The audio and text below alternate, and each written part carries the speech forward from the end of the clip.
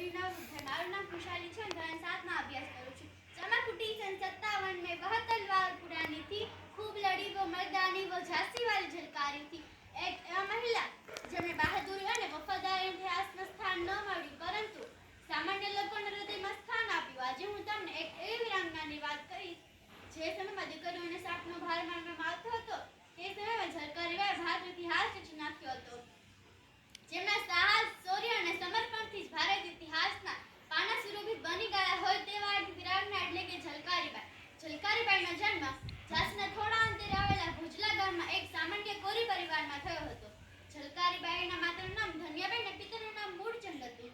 પિતા મૂળચંદ ઘરે જ કાપડ વણતા અને માતા ધન્યા અન્ય ઘરકામ કરતા.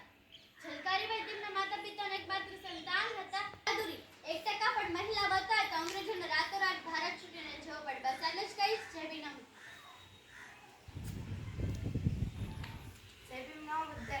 આજે હું તમને કાલીબાઈ વિશે કહીશ. કાલીબાઈનો જન્મ જૂન 1935ના રોજ રાજસ્થાનના ડુંગરપુર જિલ્લાના રસ્તાપાલ ગામમાં થયો. તેમની માતાનું નામ નવદેવી હતું અને પિતાનું નામ બીરબા સોમાબાઈ હતું. બલિદાનની આ ઘટનાના સમયે દેશ બ્રિટિશ શાસનકાળ હેઠળ હતો. આ સમય દરમિયાન ડુંગરપુર રાજ્યના શાસન મહારાવ લક્ષ્મણસિંહ હતા, જેઓ બ્રિટિશ સરકારની મદદથી ત્યાં પોતાનું શાસન ચલાવી રહ્યા હતા. તે સમયના મહાન સમાજસેવક ભોગીલાલ પંડ્યાએ જન આંદોલન શરૂ કર્યું, જેના દ્વારા સમાજમાં દુષ્ટાઓને દૂર કરી ત્યાંના લોકોને શિક્ષણ માટે પ્રેરિત કરવાનું શરૂ કર્યું. શિક્ષણના પ્રચાર પછી ત્યાં કેટલીક શાળાઓ પણ ખોલવામાં આવી હતી, જેમાં નજીકના લોકો નાના અને મોટા બધાને શિક્ષણ આપવામાં આવતું હતું. જ્યારે મહારાવ લક્ષ્મણે આ પ્રવૃત્તિ વિશે ખબર પડી ત્યારે તેઓ ચિંતિત થયા કે જો લોકો અને ખેડૂતો શિક્ષિત થશે તો તેઓના અધિકારો અને વિશેષાધિકારોની માંગ કરશે. આને રોકવા માટે મહારાવે કેટલાક કાયદા બનાવ્યા. બધી શાળાઓ બંધ કરવાનો આદેશ આપ્યો. મેજિસ્ટ્રેટ દ્વારા બધી શાળાઓ બંધ કરવાનું કામ શરૂ કરવામાં આવ્યું.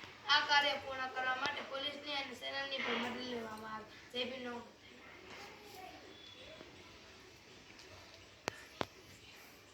जय भीम नमो बुद्धाय. नमन करें हम सावित्रीबाई को से नई शिक्षा के अलग जगाए, अज्ञात अंधकार दूर कर असत ज्ञान की ज्योति जलाए. शिक्षा पाकर सबको समझाए कितनी जरूर होती है पढ़ाई. रूढ़िवाद परंपराओं को तोड़कर उनके खिलाफ आवाज उठाए. देश के लिए अच्छे काम करके वो महान समाज सेविका कहलाए. स्त्री अधिकार के लिए लड़ना सिखाया. क्रांति ज्योति माता सावित्रीबाई फूले कहलाए. आज હું તમને એવી સ્ત્રી વિશે જણાવવા જઈ રહી છું જેને જ્ઞાનની દેવી અને રાષ્ટ્રમાતા કહેવામાં આવે ને તે કંઈ ખોટું નથી. આજના સમયમાં જ્ઞાનની દેવી સરસ્વતીને માનવામાં આવે છે, પણ તે સરાસર ખોટું છે. જો કોઈને જ્ઞાનની દેવીનું બિરુદ મળી જાય તો માતા સાવિત્રીબાઈ ફૂલે છે. માતા સાવિત્રીબાઈ ફૂલેનો જન્મ 3 જાન્યુઆરી 1831માં મહારાષ્ટ્રમાં 150 ગણાથી મારે કર્યો. शाहजीनों ने कीचड़ गोबर पत्थरों का मार, उतारना चाहा समाज से पिछड़ी सोच का भार. भारत की पहली महिला शिक्षिका जो कहलाती, कन्याओं की शिक्षा के लिए समाज से बिलड़ जाती. તેમણે જ્યોતિબા ફૂલે સાથે મળીને 1848માં પુણેના ભીડવાડામાં પ્રથમ કન્યા શાળાની સ્થાપના કરી. તેઓએ મતી અને લિંગના આધાર પર થતા લોકો સાથે અનુચિત વ્યવહાર અને ભેદભાવને સમાપ્ત કરવાનું કાર્ય કર્યું હતું. તે છતાં પણ તેમના સમાજમાંથી બહિષ્કાર કરી દેવામાં આવ્યા. પરંતુ નીડર સાવિત્રીબાઈ ફૂલે હાર માન્યા વિના દીકરીઓને અભ્યાસ કરવા જતા હતા. તેઓ જ્યારે દીકરીઓને અભ્યાસ કરવા જતા ત્યારે તેઓ તેમના બેગમાં ત્યારે લોકો તેમના પર કાદવ, કીચડ, છાણ વગેરે જો મારો કરતા અને અપશબ્દો પણ કહેતા હતા. ત્યારે તેઓ નિરાશ થઈને જ્યોતિબા ફૂલેને કહેતા હતા. ત્યારે જ્યોતિબા ફૂલે માતા સાવિત્રીબાઈ ફૂલેને સમજાવતા કહેતા કે હજી તો આ સમાજને આપણે ઘણો આગળ લઈને જવાનું છે. હજી તો આ સમાજને આપણે શિક્ષિત વર્ગ બનાવવાનો છે. તો મધર થઈ દેશ તો કેમ ચાલશે? ત્યારબાદ તેઓ ફરીથી દીકરીઓને અભ્યાસ કરવા જતા હતા. તેઓ જ્યારે દીકરીઓને અભ્યાસ કરવા જતા ત્યારે તેઓ તેમના બેગમાં એક વધારાની સાડી પહેરીને જતા હતા.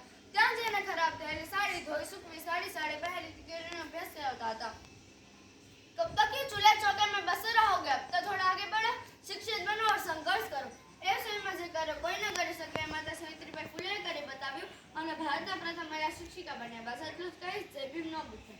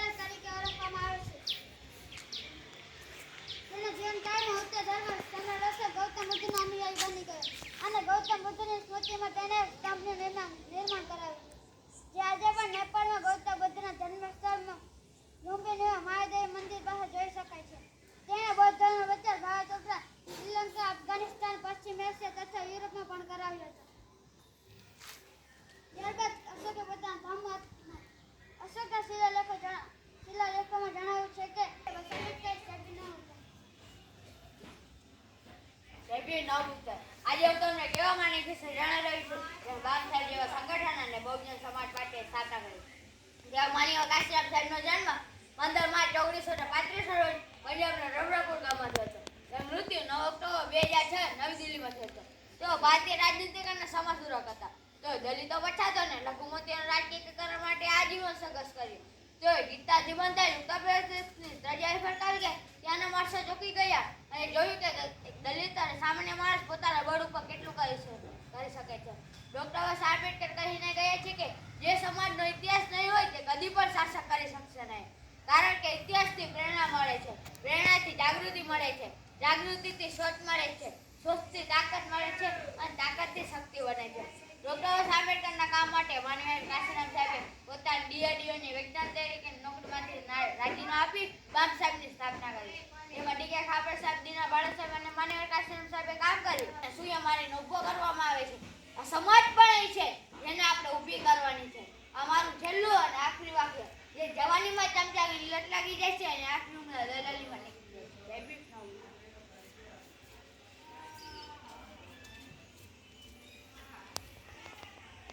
જય ભીમ નમો પૂજાય. મારું નામ આઝાદી જય ભીમ નમો પૂજાય. આજે હું તમને માન્યવર ચીના પાનાતા વિશે થોડું કહી. આ વાત નાની છે પણ તે વિચારો ધરાવવા જેવી છે. આ વાત ધ્યાન ધરાવવા જેવી છે. આ વાત વિચારવા જેવી છે. તમે પામક્ષેત્રીથી થોડુંક સાંભળ્યું હશે. તેમના એક માહિતી પર ખબર હશે. તેમનું નામ પર સાંભળ્યું હશે. તમને ખબર છે કે તેમાં 3 લોકો એક સાથે મળીને કામ કર્યું હતું. જે હતા DK કાપરે સાહેબ, કાશીરામ સાહેબ, જીનાપના સાહેબે ત્રણેય મળીને આ સંગઠનને આગળ વધાર્યું. આ મહાનાયકોને કોને શક્ય ન હોત. અને આ નારા મૂળ નિવાસીમાં હાંક લાગી છે એ પછી પણ શક્ય પણ ન હોત. અને જીનાપના સાહેબનું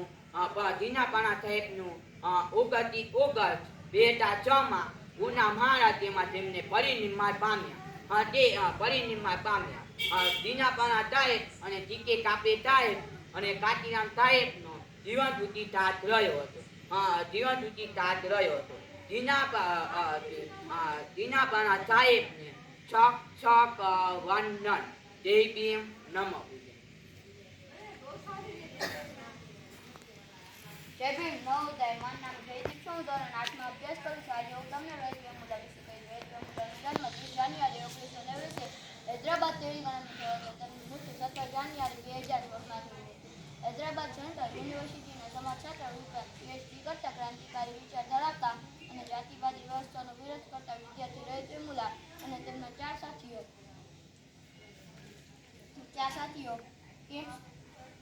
યુનિવર્સિટીના કેમ્પસમાં પ્રવેશ પર પ્રતિબંધ લગાવીને તેમને સસ્પેન્ડ કરી દેવામાં આવ્યા. યુનિવર્સિટીના આવા જાતિવાદ વર્તન બદલ રજત વેમુલા અને તેમના 4 સાથીઓ આંદોલન કરવા બેસી ગયા. નિષ્ઠાતંત્ર દ્વારા તેમને કોઈ હકારાત્મક જવાબ આપવામાં આવ્યો, જેથી યુનિવર્સિટીના આવા જાતિવાદથી વર્તનથી કંટાળી રજત વેમુલા પોતાની જિંદગી ટૂંકાવી લીધી. આ તેમની આત્મહત્યા ન હતી, પરંતુ યુનિવર્સિટી વિસ્તારમાં આવેલી એક દલિત સ્કૂલોની સ્થાનિક હત્યા હતી. બસ આટલું જ કહી. જય ભીમ નવોદય. आज હું તમને SCD संगठन विषय कही. अगर आप वही करते रहेंगे जो करते आए हैं तो आपको वही मिलता रहेगा जो मिलता आया है. अगर आपको वह पाना है जो आज तक नहीं मिला तो आपको वह करना पड़ेगा जो आज तक नहीं किया. SSD એટલે કે એવું સંગઠન કે જેમાં કોઈ ફંડ ફાળા લેવામાં આવતા નથી. આ સંગઠનની સ્થાપના 2006 માં રાજકોટ જિલ્લામાં 50 સૈનિકોથી થઈ હતી અને હાલમાં હજારોની સંખ્યામાં સૈનિકો ઊભા કરે છે. અને આ સંગઠનના સૈનિકોએ આ સમાજ ઉપર ધ્યાન આપ્યું કે આ સમાજ જે બરબાદીમાં ગળાગૂંચ છે અને તેમને 22 બરબાદી અને 22 બરબાદીનો મૂળ અને 22 એજન્ડા ઉપર કામ કર્યું. અને તેમાંથી 2 મુખ્ય છે, વ્યસન મુક્તિ અને અંધશ્રદ્ધા. અને આ સંગઠનને TTT નામ આપવામાં આવ્યું છે. પોતાનો ટાઈમ, પોતાની ટિકિટ અને પોતાનું ટિફિન. અને આ સંગઠન એક બિનરાજકીય સંગઠન છે. જેમ મેં પહેલા કહ્યું કે આ સંગઠનમાં કોઈ ફંડ ફાળા લેવામાં આવતા નથી. આ સંગઠનમાં કોઈને હોદ્દા આપવામાં આવ્યા નથી, કારણ કે હોદ્દાવાળા સંગઠનમાં જ્યારે ચૂંટણી આવે ત્યારે પ્રમુખ વેચાઈ જાય છે અને સંગઠન વિખાઈ જાય છે. તે માટે આ સંગઠનમાં કોઈને હોદ્દા આપવામાં આવ્યા નથી અને આ સંગઠન કોઈ 2 દિવસના ઝડપી માળા માટે નથી, 365 દિવસ કામ કરે છે.